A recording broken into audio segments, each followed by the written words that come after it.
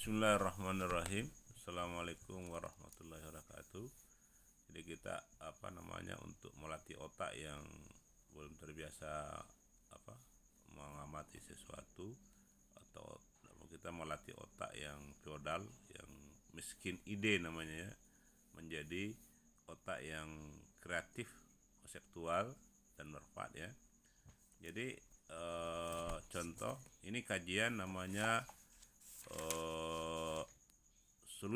kajian solusi ya. Jadi solusi itu kita tidak boleh hanya satu solusi. Kita harus mengembangkan solusi-solusi yang bervariasi. Nanti setelah itu solusi mana yang paling tepat untuk kita ambil.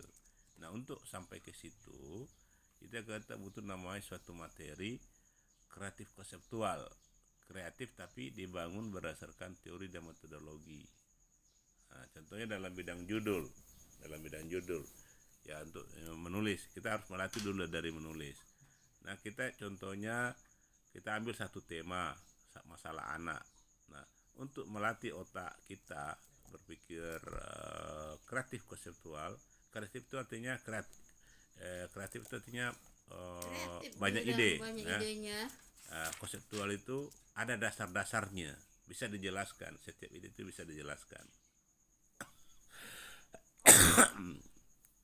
Untuk bisa menjadi kreatif konseptual ini, modal kita harus memang pertama adalah berpikir kritis.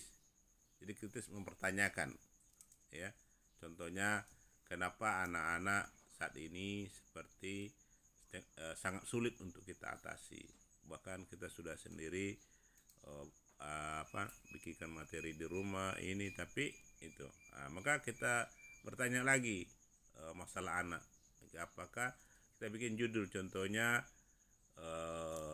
anak dan TikTok, atau anak teman bermain, atau anak dari perspektif karakter. Nah, itu contohnya. Judul Iya, itu contoh daripada dari judul anak tadi. Kita ingin menguraikannya dari beberapa subjudul. Nah, nanti setelah 10 selesai, nanti kita lihat mana yang paling tepat untuk kita ambil dulu dengan dasarnya masing-masing. Itu disebut dengan kreativitas konseptual. Kreatif tapi kreatif akademik namanya ya.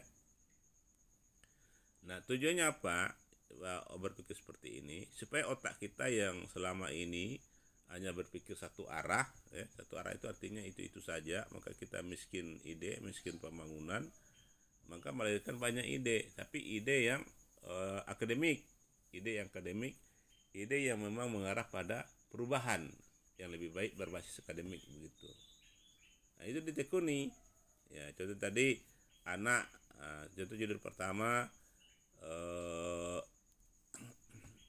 TikTok anak dan dampaknya, atau game anak dan dampaknya. Itu contoh ya, contoh. Nanti dilatih begitu. Itu pertama, makanya itu pertama adalah berpikir, tapi berpikir untuk kebaikan ya.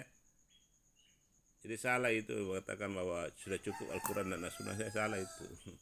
Jadi kita harus berpikir, tapi berpikir untuk kebaikan itu berpikir untuk pengembangan, untuk kebaikan yang dipandu oleh Al-Quran dan As-Sunnah. Itu namanya berpikir akademik yang dipandu oleh Al-Quran dan As-Sunnah.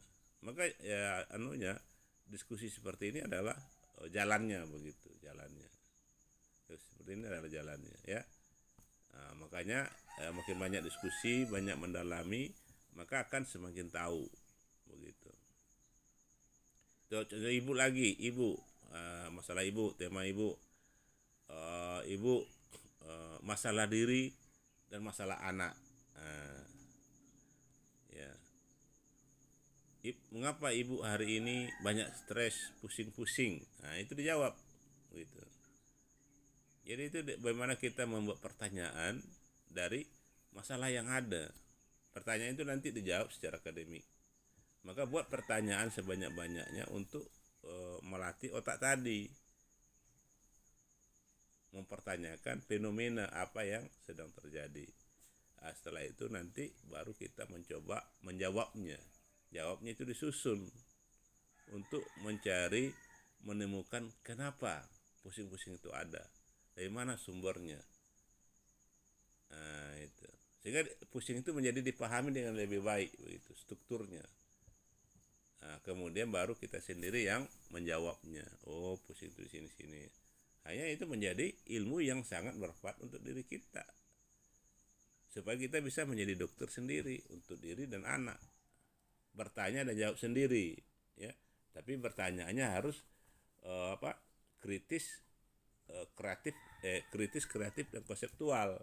Kritis, kreatif dan dibangun berdasarkan teori dan metodologi.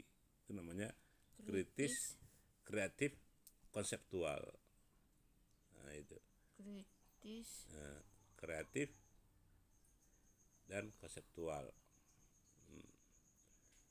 Nah, bagaimana kita berpikir kritis, kreatif, konseptual, kemudian solutif, terakhir solutif. Artinya terakhir itu adalah bagaimana merumuskan solusinya. Jadi 4 ya, kreatif, kritis, kreatif, konseptual dan solutif. Nah, itu anunya, dia punya rangkaiannya. 4 rangkaian dalam menulis. Nah, baru dipandu oleh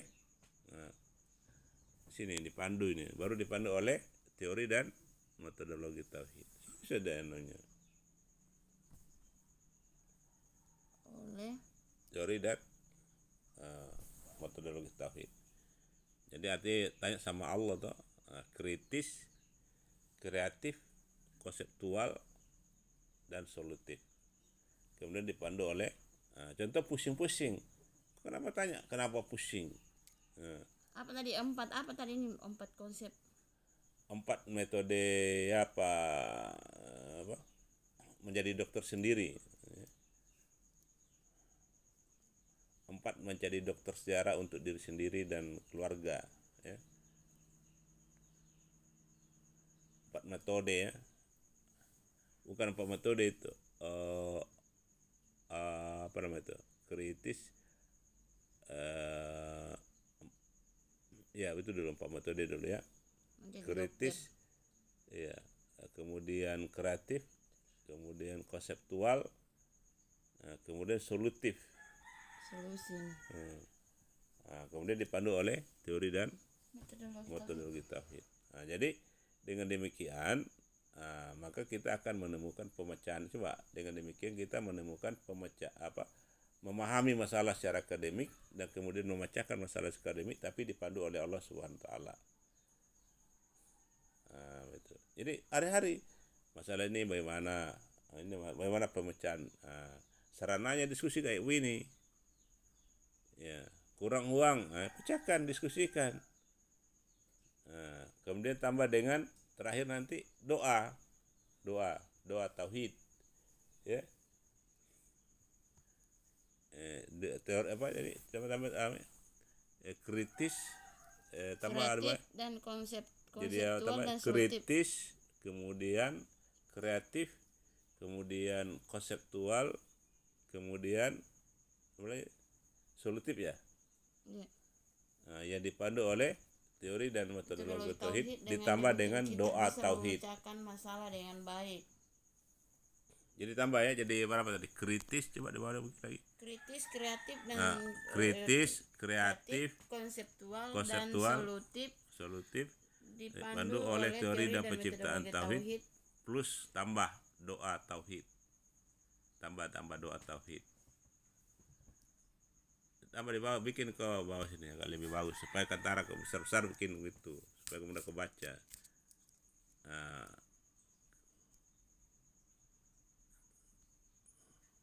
5 ya ini itu, kritis, kemudian kreatif, kemudian konseptual, ya, kemudian solutif, kemudian dipandu oleh teori dan metodologi tauhid, terus ditambah dengan doa tauhid.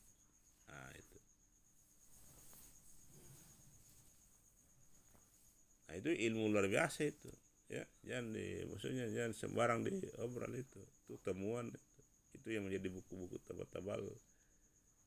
Nah, jadi kalau ada masalah, ya, jangan dulu langsung komen, tapi kritis, diamati dulu. Nah, kemudian kreatif, Kreatif itu artinya jangan satu solusi, ya. Ya, kreatif itu jangan satu solusi. Ya, buat solusi, beberapa solusi, minimal 3 atau 2. Artinya apa? Kalau gagal yang pertama masih ada yang kedua. Contoh Muhammad, kalau gagal ini lagi begitu, supaya menghindari emosional, ya. Nah, begitu. Kemudian konseptual, ya, harus ada teori kenapa saya harus mengambil solusi ini, mengapa harus metode ini. Nah, itu harus ada dasarnya, ya. Tidak boleh asal bunyi saja. Itu namanya konseptual. Nah, kemudian harus dipahami dengan teori metodologi, harus disandarkan kepada Allah. Karena kita ini dalam konteks bagaimana hidup bahagia di bumi dan mati masuk surga. Tambah dengan doa. Doa tauhid. Kenapa harus doa tauhid? Ya karena kita ini manusia biasa. Kita hanya bisa menganalisis dengan menggunakan teori dan metodologi tauhid, tapi sebagai manusia biasa kita tidak bisa juga melakukan eksekusi atau mencapai tujuan yang baik kalau tidak dibantu dengan doa. Doa itu adalah karena kita terbatas, hukum keterbatasan. Jadi doa itu memudahkan kita untuk sampai pada tujuan itu lebih baik. Jadi itu doa itu, letak doa, ya. Doa itu husuk, doa yang husuk. Ya. Nah, sehingga dengan demikian kita menjadi dokter sejarah untuk pribadi, keluarga, pribadi dan keluarga dulu. Nah, karena nanti kalau sudah kita ahli di pribadi dan keluarga, barulah kita bisa menjadi presenter di luar. Karena apa yang orang alami di luar itu juga kita alami. Nah, kemudian membaca tadi, untuk melengkapi itu banyak membaca referensi. Karena untuk memahami masalah diri keluar kita harus banyak baca referensi. Ya, untuk memahami diri dan keluarga masalah tadi kita harus banyak referensi pembanding, bukan hanya dengan data-data keluarga saja. Kita harus baca ini, baca itu. Kenapa orang ini, kenapa begitu. Untuk dalam konteks lebih mendapatkan pemahaman yang lebih baik dengan masalah yang kita hadapi.